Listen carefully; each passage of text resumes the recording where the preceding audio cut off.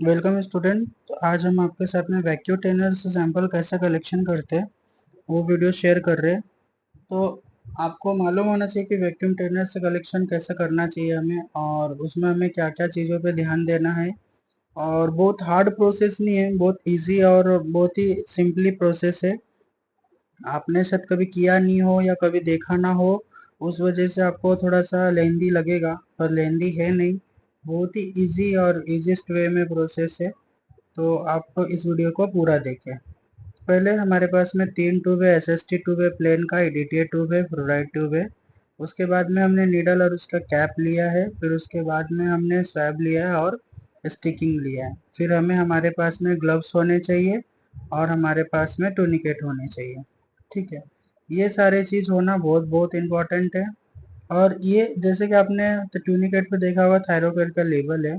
तो अगर आप कोई थायरोकेयर का पर्सन है और नया ज्वाइनिंग लिया है, तो वो भी इस वीडियो की मदद से वैक्यूम ट्रेनर वाला सैंपल किस तरीके से लेना चाहिए वो सीख सकता है। ठीक है, तो अब हमें क्या करना है, पहले जो हमारा सैंपल है जहाँ से लेना है, जिस भी पर्सन का राइट हैंड या लेफ्ट हैंड कोई भी एक आप सिलेक्ट कर लो जिधर का वेन अच्छा दिखता हो। और ज़्यादा से ज़्यादा फोकस करना कि आप मिडल वेन को कवर करो। साइड के राइट लेफ्ट वाले को थोड़ा सा इग्नोर करने की कोशिश करो।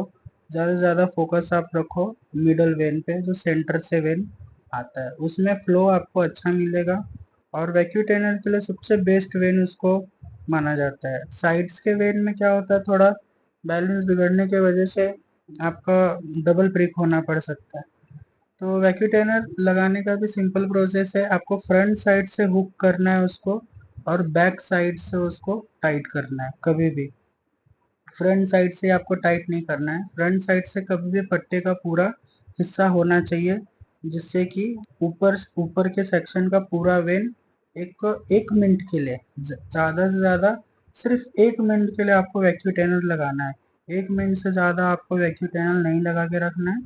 ठीक है, तो अब क्या कर लेना है, जब तक आपने वैक्यूम ट्रेनर लगा दिया उसके बाद में आपको ग्लव्स पहन लेना है। या तो आप वैक्यूम ट्रेनर जैसे कि फर्स्ट टाइम लगा रहे हो और ग्लव्स पहनने में लेट होता है आपको, तो आप पहले ग्लव्स पहन लो, फिर उसके बाद वैक्यूम ट्रेनर लगा लो, जिससे आपका टाइमिंग बचेगा। पेशेंट को ज़्यादा भी देर तक वैक्यूम ट्रेनर लगा के नहीं रखना है, क्योंकि उससे पेशेंट को बहुत सारे प्रॉब्लम्स आ सकते हैं। तो हमने सेव स्वैब ओपन किया। स्वैब ओपन होने के बाद में मैं फिंगर के ग्लव्स को क्यों सेट कर रहा हूँ, क्योंकि हमें जब वेन को डिटेक्ट करेंगे, वेन को जब फील करेंगे तो प्रॉपर हमें फील होएगा। ठीक है, ये वेट स्वैब होता है जिससे कि हमें उस पर्टिकुलर एरिया को सर्कुलर डायरेक्शन में या तो स्ट्रेट लाइन फॉरवर्ड डायरेक्शन में हमें उसे क्लीन करना रहता है। ना कि नीचे से ऊपर ले लो या आजू बाजू ले लो, ऐसा नहीं। चाहे तो आप ऊपर से नीचे की तरफ लो, चाहे तो नीचे के ऊपर से तरफ लो, लेकिन आपको एक ही डायरेक्शन में क्लीन करना है। ठीक है, क्लीन करने के बाद में आपको कंफर्म हो जाना है कि जो वेन है वो इधर ही है। फिर आपका जो नीडल है उसका कैप ओपन कर लेना है। नीडल का कैप ओपन करने के बाद में जो होल्डर का है उस कैप में उसको आपको सेट कर लेना है। होल्डर में हमने नीडल सेट किया, फिर उसके बाद आपको मेन नीडल का कैप ओपन करना है। मेन नीडल का कैप ओपन करने के बाद जो नीडल का पॉइंटेड वाला फेस रहता है, शार्प एकदम फेस रहता है, वो हमें अपोजिट डायरेक्शन में चाहिए। मतलब कि जो गैप दिखता है जिसमें ब्लड फ्लो होता है वो हमें सामने की तरफ दिखना चाहिए, और जो पॉइंट रहे वो पीछे की तरफ रहना चाहिए। जिससे क्या होगा, पहले स्किन में पॉइंट जाएगा, नहीं तो पहले गैप वाला जाएगा तो पेशेंट को काफ़ी पेन होएगा। तो इस तरीके से आप अच्छे से वेन को पंक्चर करना है, मतलब कि आपका जो नीडल है उसको इंजेक्ट करना है। होल्डर को अच्छे से होल्ड करना है, क्योंकि वहाँ पे आपके लिए कोई ऑप्शन नहीं रहता होल्डर होल्ड करने के लिए। वो करने के बाद में आप अपना ईडीटीए फ्लोराइड या एसएसटी ट्यूब जो भी है आप इंजेक्ट करो। और इंजेक्ट करने के टाइम आपको होल्डर पे बहुत अच्छे से बैलेंस बना के रखना है। नहीं तो क्या होगा, जब आप होल्डर पे बैलेंस नहीं रखोगे और पुश करोगे पीछे से वाइल को, तो वो पेशेंट के नीडल्स अंदर की तरफ ज़्यादा जाएगा, जिससे पेशेंट का वेन से आउट हो जाएगा, पंक्चर होएगा, जिससे पेशेंट को तकलीफ भी हो सकता है।